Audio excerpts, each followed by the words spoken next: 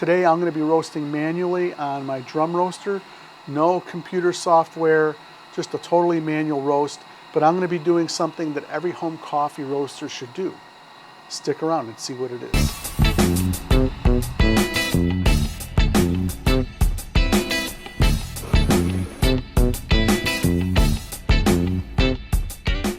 All right, welcome to the Virtual Coffee Lab. Thanks for joining me today.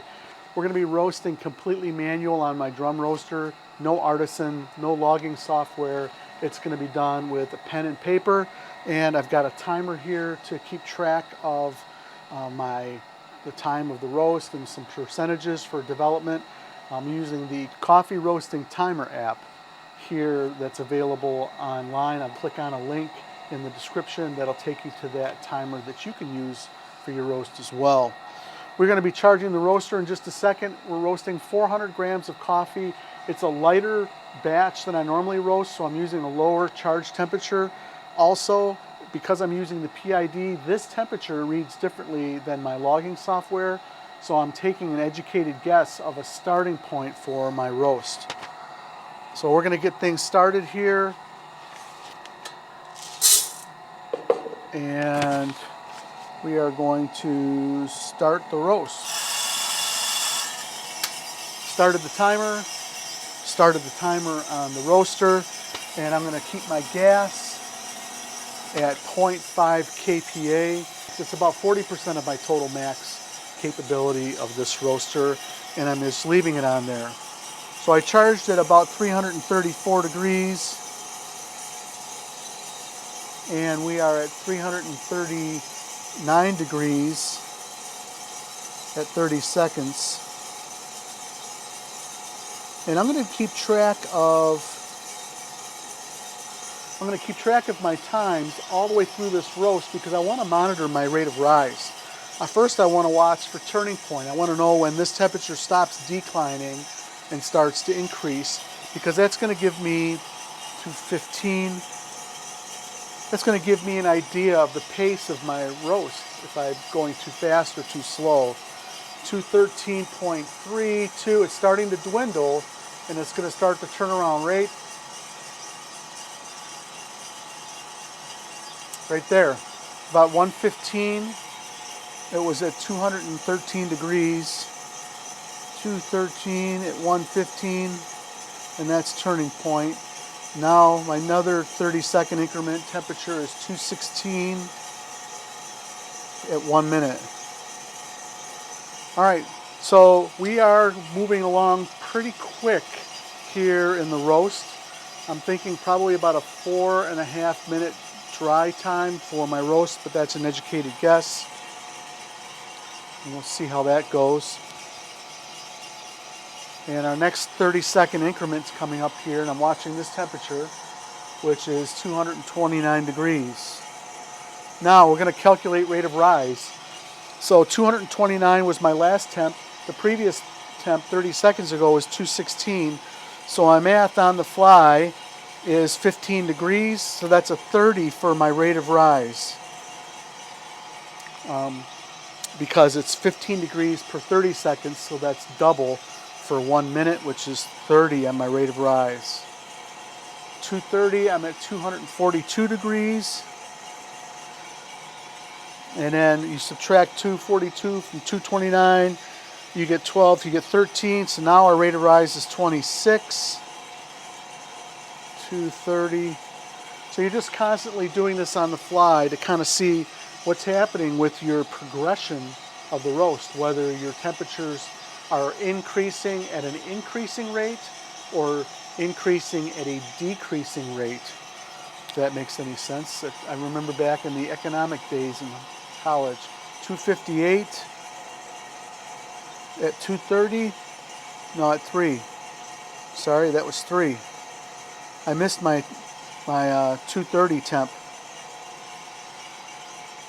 All right, so 48, 58, 10. 16 is my rate of rise. 330, 269. So that's 11. That's 22. Yeah, I don't know what happened. I didn't calculate my rate of rise properly in that temp before because I missed it. We're at a 22 rate of rise right now, and I'm going to check my color. We definitely have more than, we got a little bit of yellow and some paling going on here. So we're doing all right. 4 minutes at 279. So that's 20 for my rate of rise. 10 seconds for 30 seconds, and I doubled that. 4:30, and I'm going to watch my temp here in just a second. Doing this is a really good exercise because we need to be able to be in touch with the coffee and understand how we're influencing our times and temperatures while we roast. 289 degrees. That's 20 still on my rate of rise. Let me check my color. And we are yellow almost. We got a little bit of green.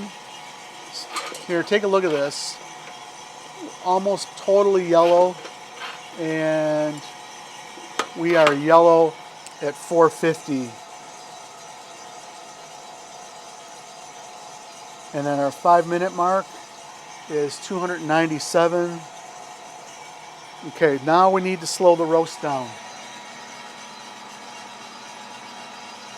So I'm going to back my gas off just a little bit, probably about 10%, and I'm going to let it start to ease its way down, and I'm going to start monitoring my rate of rise.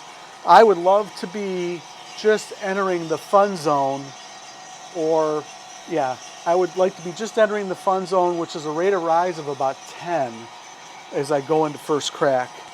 305, 530, and so that's 5, 6, 7, 8, that's 16 on my rate of rise. My rate of rise went from 20 at dry to now we're at 16, and I'm working my way down. I want to be at first crack around just a little before 8 minutes. And I know that I'm not flying right now, that I'm starting to slow down. 312 at 6 minutes. So that's 12, 11, 10, 9, 8, 7. That's 14 on my rate of rise. So this is important. We have a slowly descending rate of rise. That means by 7 minutes, I'll be down around 12 maybe, 630. And it's 317 minus 12, that's 5, that's 10. I may not have got that temperature exactly right, but I'm not going to change my temperature. I'm going to leave it alone for the 7-minute mark just to double check to make sure. If we're constantly changing the temperatures back and forth to try to control this, it's really challenging unless you've got every few seconds a temperature reading. 323, okay, 17, let's see, 6, that's 12 is my rate of rise. I'm okay with that. I'm okay with that. 12 is my rate of rise, 730, and let me check the color. Definitely a nice cinnamon, darker than a cinnamon, and starting to get away from the hay, and I've got some sweetness going on here. 735, I missed my temp. 330, I'll call it, so that's 14, but I don't think we're going faster. 8 minutes. I was probably because I was late reading my temperature. All right, our 8-minute mark. Yeah, we are getting close. 8 minutes at 334. Yeah, I need to bump my temp up just a hair. I'm getting into the fun zone, and I haven't hit first crack yet. I call it the fun zone just because. But we haven't hit first crack yet. We're a little late on first crack, and so what that tells me is I probably gave up a little bit too much momentum headed towards first crack. All right, 340, 830, 340 degrees. and that puts me at 12 on the rate of rise. Not in the fun zone anymore. 9. And we need to hit first crack pretty soon here. There's first crack. Outlier. 9 minutes, 345 degrees. And we got first crack. It's starting to roll. And I'm going to hit the first crack button here on my timer.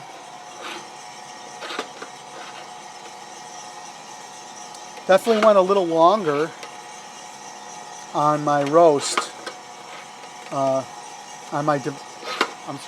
We probably went a little longer on my browning phase times that I wanted to. So not super thrilled about that, but you know, this is the first time in quite a while that I've roasted manually with this roaster. And it's a good exercise. All right, I missed my time at 9:30, so we're going to do a 10 o'clock or a 10-minute time temperature. And we are at 355. So that's 10 on our rate of rise. We are in the fun zone. Perfect timing. 10 on our rate of rise. Coffee roasting in the manual mode is a great exercise because it forces us to write down our times and temperatures. We should be doing that. We should be journaling that so that we know where we've made our mistakes when we review the roast. We should be doing that so that we understand what's happening with our rate of rise during the roast. And you don't need software to do that. And we're at 359 at 10:30.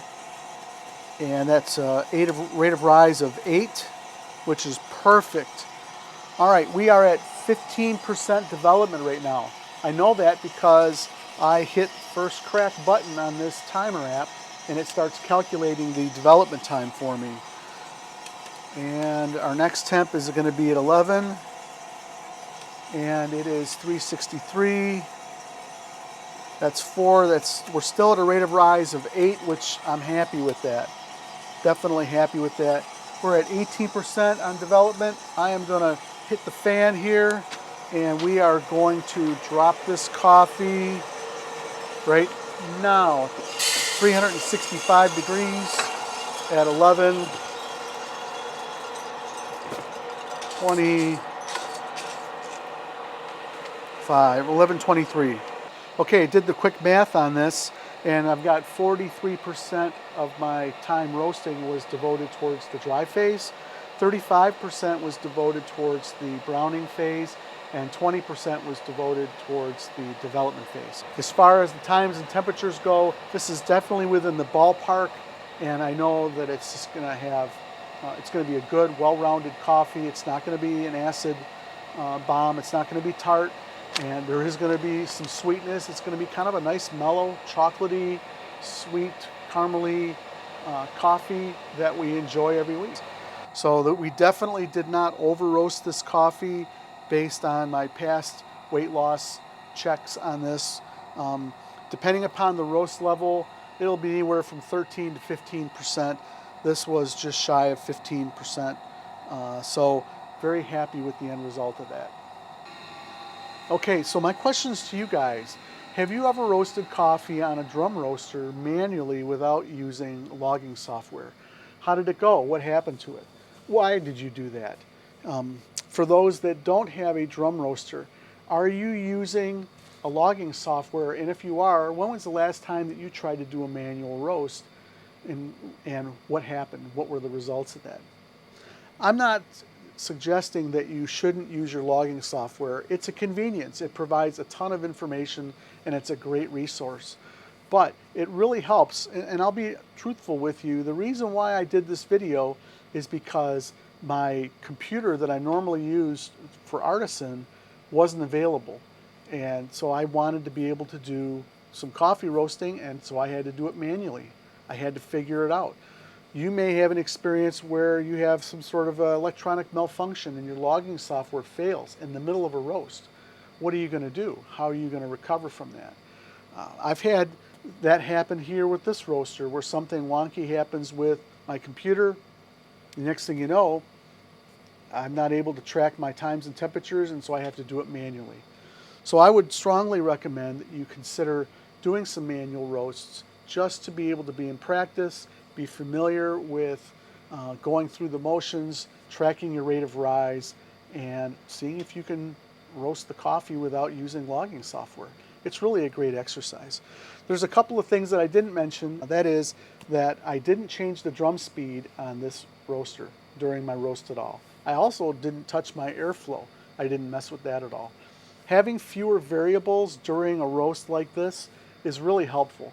It helps you kind of maintain a little more control of your roast, and with less variables are less possibilities of something weird going on that's going to mess up your roast. I hope that this video has been helpful for you guys. If you like what you've seen, hit the subscribe button and hit the like button. That really helps me out. That helps this channel out. Home coffee roasting is a great hobby.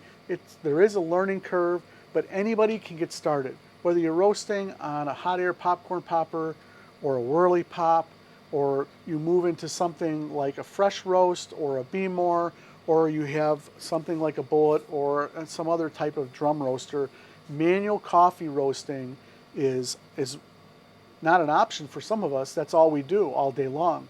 But for some of us, we have that convenience of logging software, and it's great.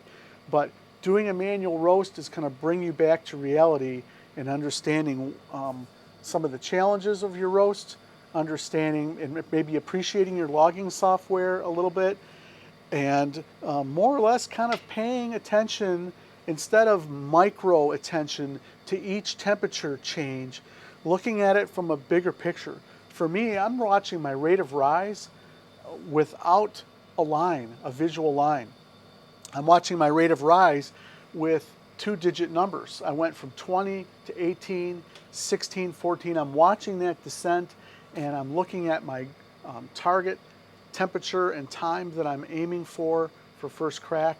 And it's kind of a cool thing to be able to see all of that happen without having logging software. So I would encourage you to give it a try.